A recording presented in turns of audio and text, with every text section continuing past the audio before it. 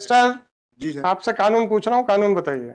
482 नहीं 226 है। 226 तो 226 में दे सकता हूँ ऐसी पेंडिंग कितना? हाँ जी जी सर, जी सर। कानून बता दीजिए। तो क्या मेरा भाई साहब आप जी। कानून पहले बताइए।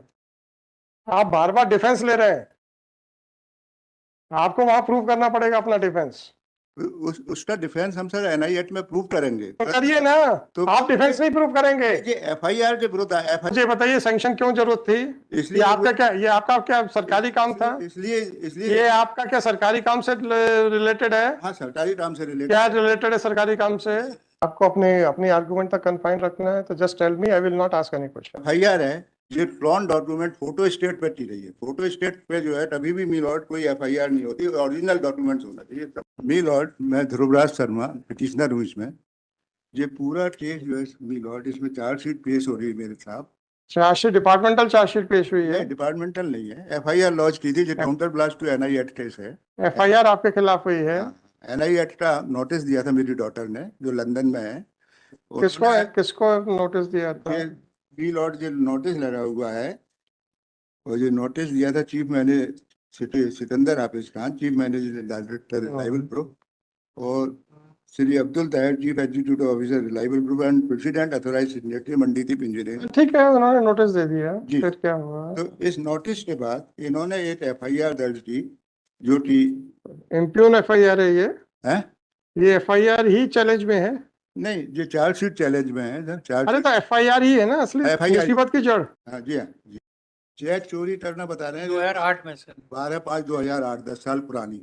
आपकी बेटी का जो नोटिस है 205 नंबर पे, वो इंग्लैंड में रहती है। जी। तो इंग्लैंड में कब से रहती हैं? वो 2004 से।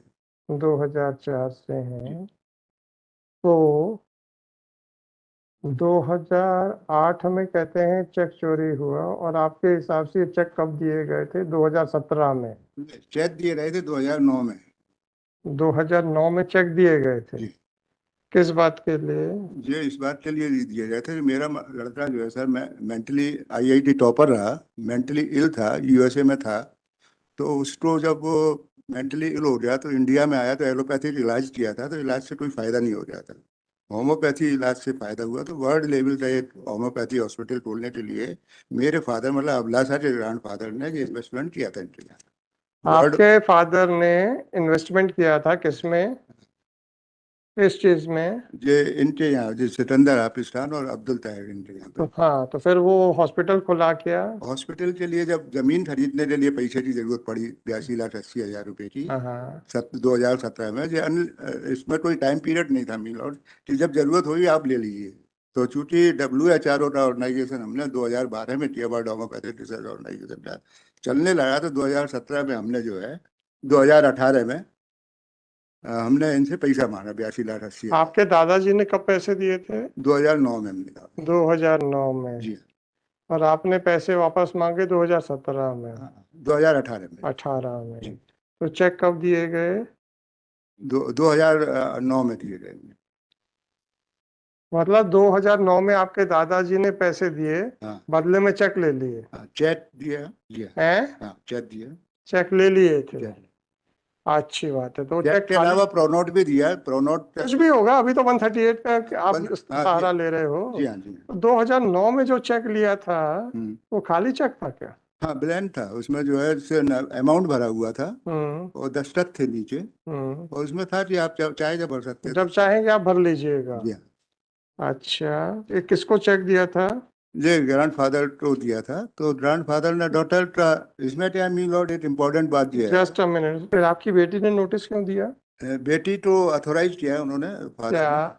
कि बेटी तो चूंकि बेटी तो इंग्लैंड में रहती है आपकी, वो कहाँ से ऑथराइज कर देंगे? नहीं, फादर ने ये कहा कि ये फादर जब इन्होंने इन्वेस्टमेंट किया था फादर ने, हाँ। तो इन्होंने कंपनी ने इनसे पूछा कि भाई आप पैसा किस अकाउंट में चाहते हैं। हाँ। नॉर्मली आप सभी लोग बैठे, सभी एडवोकेट, सभी इन्वेस्टमेंट करते हैं, कंपनी पूछती है कि आप किस अकाउंट में चाहते हैं। तो फादर ने मेरी डॉटर का अकाउंट नंबर दिया इनको, और इन्होंने उसी अकाउंट नंबर को, ये एफआईआर का जो है 8वीं लाइन आप देखेंगे ना मिलॉर्ड, जो पेज नंबर 1236, तो उसमें जो 8वीं लाइन में खाता नंबर दिया है 21710100006630 ये अकाउंट नंबर दिया है जिसका। ये कौन सा पेज है?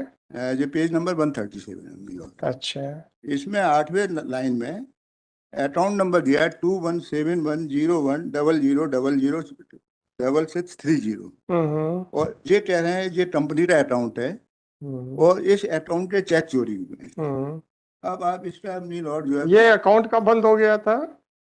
ये बता रहे हैं कि 2008 के पूर्व बंद हो गया था। बंद हो इसमें एक इम्पोर्टेंट बात ये है कि ये चेक जो है आपके दादाजी को चेक दिया गया, हाँ। नोटिस आपकी बेटी ने दिया, बेटे ने दिए थे। तो बेटी को तो चेक, दादाजी की डेथ हो रही थी तो दादाजी को तो चेक नहीं दिया गया था, बेटी को तो चेक नहीं दिया नहीं गया। बेटी को नहीं दिया गया था, दादाजी को दिया गया था। तो जब बेटी को चेक नहीं दिया गया था तो चेक लीगल रिकवरेबल डेप्ट क्या था? लीगल रिप्रेजेंटेटिव उन्होंने उसको अथोराइज किया कि आप ही इसका लेंगे, तो उसमें नाम कहाँ है वो ऑथराइजेशन?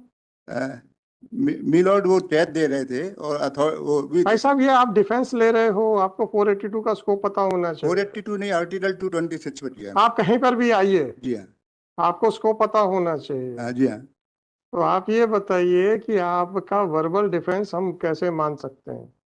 आपका खुद का कहना है कि आपके दादाजी और एक्यूज के बीच में इंटरेक्शन, बिजनेस ट्रांजैक्शन थे। जी हाँ, चेक आपकी बेटी दे रही है, जी हाँ, चेक का नोटिस आपकी बेटी दे रही है, जी वो हाँ, भी 8 साल के बाद। हाँ, जी हाँ, ये लीगली रिकवरेबल डेप्ट आपकी बेटी कैसे क्लेम कर रही है? जी जी।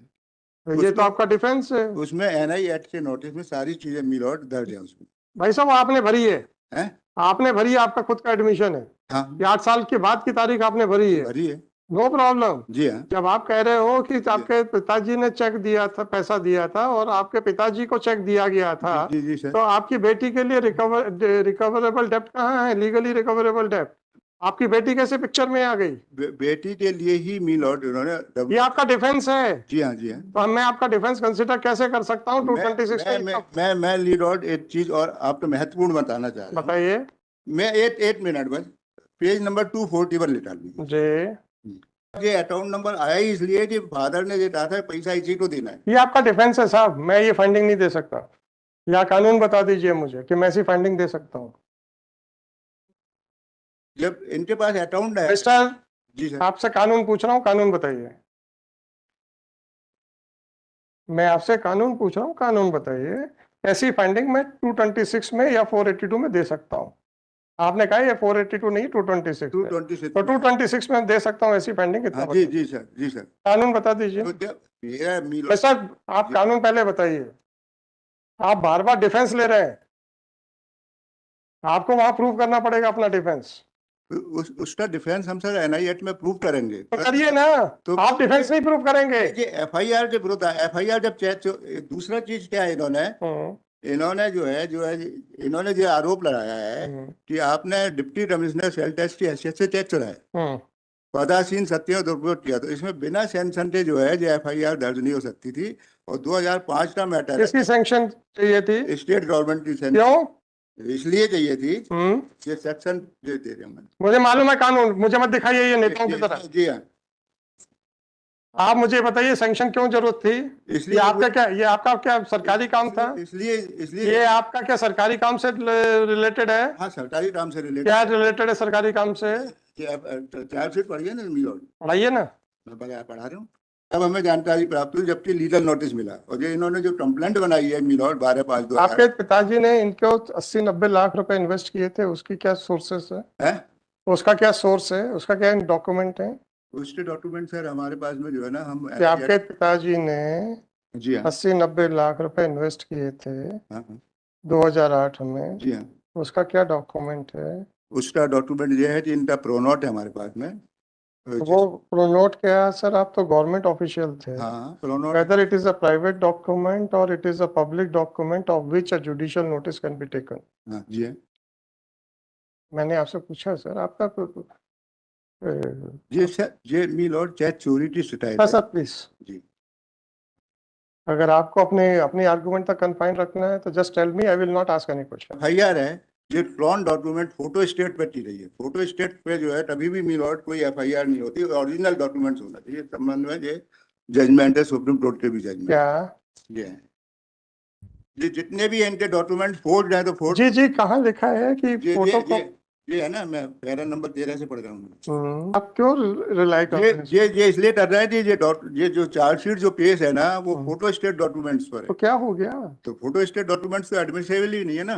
तो मैं कौन सा कह रहा हूँ एडमिसिबल है? हाँ, तो ये चार्ज एफआईआर के लिए क्या एडमिसिबिलिटी ऑफ डॉक्यूमेंट जरूरी है? एफआईआर के लिए admissibility of document FIR document chargesheet पेश की है ना, फोटो स्टेट एडमिसिबिलिटी जरूरी है। जिस दिन मार्क होगा, जिस दिन एग्जिबिट होगा, you can raise an objection, don't worry.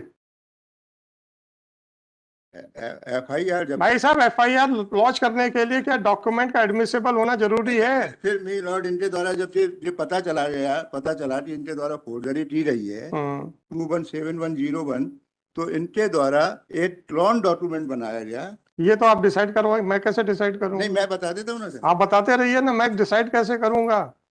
इसकी ओरिजिनल है ही नहीं ना, कंप्यूटर से। कोई बात नहीं ना सर, ये ट्रायल में जाएगा मेरे भाई, कंप्यूटर से जनरेटेड। चलिए सर, ठीक है। और कुछ?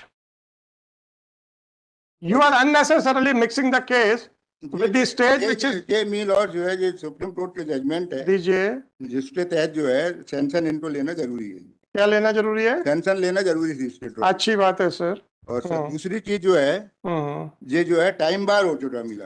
अच्छी बात है। ये क्या टाइम बार्ड हो गया सर? ये इसमें जो है सेक्शन 55(3) ये कहता है 55(3) of section 68(3) section. No suit shall be instituted. Sir कौन से एक्ट का? कौन से एक्ट का? MP VAT act. MP VAT tax act. White tax act. किताब सेक्शन 55। देना भाई, किताब दो कल। लो किसी तरह का ना लीगल सीजर हुआ ना इलीगल सीजर हुआ, वहां छापे में उस दिन कोई सीजर ही नहीं हुआ है। अच्छी बात है सर। और दूसरा, इन्होंने जो है, जो इंडिपेंडेंट विटनेसेस हैं, छापे में इंडिपेंडेंट विटनेस होते हैं सर। छापे के समय दो अधिकारियों ने इंडिपेंडेंट विटनेस सप्रेस कर लिए, जो कि पेज नंबर P26-288 पे है, P27-291 पे।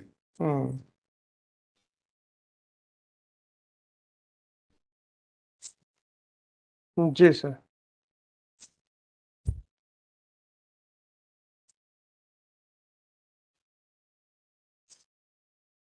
ये आनंद भार्गव हैं, ये उस समय जो है असिस्टेंट कमिश्नर कमर्शियल टैक्स थे, जो छापे के प्रभारी थे। डिप्टी कमिश्नर कभी भी छापे में नहीं जाता मिला। मुझे नहीं मालूम सर। ये छापे के प्रभारी थे, तो मैं आपको जो इनके statement page number 291 annexure NSR P27। जी सर। सर मेरे को आप एक कानून बता दो, 226 में मैं ये सब कर सकता हूँ? हाँ जी, हाँ। बताइए ना। 226 में क्या कानून बताना सर आपको? मेरे पास इतना स्कोप है कि मैं मिनी ट्रायल कर सकता हूँ। ये जो है ना sir, mister counsel, I will not proceed further. Independent witness के Whatever it may be, sir, please. I am not going to allow you to waste my time. First of all, answer my query. That under Article 226, I can conduct a mini trial.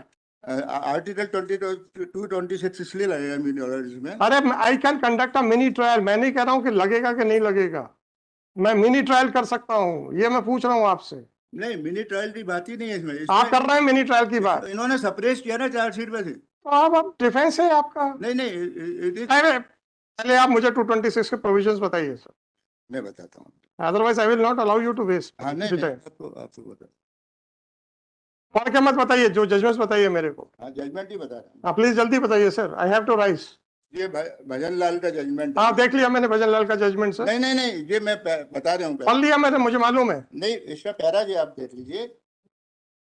साहब वकील साहब रोज पढ़वाते हैं हमको। अरे मी Lord जो है, ये जो है, अच्छा जल्दी बताइए सर। पाइप के नीचे जो है 4-5 लाइनें छूटी हुई है। इसी तरह से पेज नंबर 284 पे 2935 के पीछे पेज नंबर छोड़, उस स्पेस का यूज करते हुए ना, नीचे उसकी एंट्री थी, इस व्यक्ति ने कहीं भी राइटर नहीं मिलानी। क्या डीआईजी तो शोभा देता है कि किसी भी पब्लिक डॉक्यूमेंट में फर्जी एंट्री कर ले? ये तो फिर इस तरह से तो मी लॉर्ड जो है पूरा ही प्रशासन ही नष्ट हो जाएगा। ये एंट्री की रही है, और इनको सबको पिटीशन की कॉपी स्टेट को भी दे दी, चीफ सेक्रेटरी को भी दी। सर आर्गुमेंट्स कंट्रोल आगे बढ़ाइए सर। जी हाँ। तो ये जो है एक बहुत बड़ा इन्होंने किया है मी लॉर्ड जी। और दूसरा, जब भी एनआई एक्ट का केस होता है मी लॉर्ड, तो एनआई एक्ट के केस में जो है, अच्छा, जो जो लीगल नोटिस इन्होंने दिया, लीगल नोटिस को भी इनके द्वारा सप्रेस कर लिया जाए चार्जशीट में। लीगल नोटिस आप देखिए, लीगल नोटिस का रिप्लाई पेज नंबर P9, ठीक है ना sir? Annexure P9 page number 243।